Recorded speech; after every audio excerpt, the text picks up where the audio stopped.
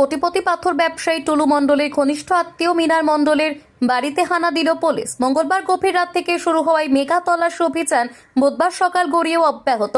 ঘটনাস্থলে আনা হয়েছে অন্তত 5টি টাকা গোনার মেশিন এবং বেশ কয়েকটি বড় আকারের ট্রাক, যা ঘিরে সমগ্র এলাকায় তীব্র চাঞ্চল্যের সৃষ্টি হয়েছে। স্থানীয় সূত্রে খবর, মিনার মণ্ডল নিজেও পাথর ব্যবসার সঙ্গে প্রত্যক্ষভাবে যুক্ত এবং তিনি টুলু মণ্ডলের একাধিক ক্রাশারের সঙ্গেও যুক্ত। মঙ্গলবার গভীর রাতে আচমকাই মিনার মণ্ডলের বাড়ি ঘিরে ফেলে বিশাল পুলিশ বাহিনী। এরপরে শুরু হয় চিরুনি তল্লাশি। বাড়ি থেকে বিপুল পরিমাণ টাকা উদ্ধার হয়েছে বলে খবর। উদ্ধার হওয়া টাকার পরিমাণ এতই বেশি যে তা গণনা করার জন্য একাধিক টাকা গোনার মেশিন নিয়ে আসা হয়েছে। উদ্ধার হওয়া নগদ সামলাতে এবং বাজেয়াপ্ত করতে আনা হয়েছে দুটো বড় লোহার ট্রাঙ্ক। ঘটনাস্থলে বিশাল পুলিশ বাহিনীর পাশাপাশি উপস্থিত রয়েছেন পদস্থ আধিকারিকেরা।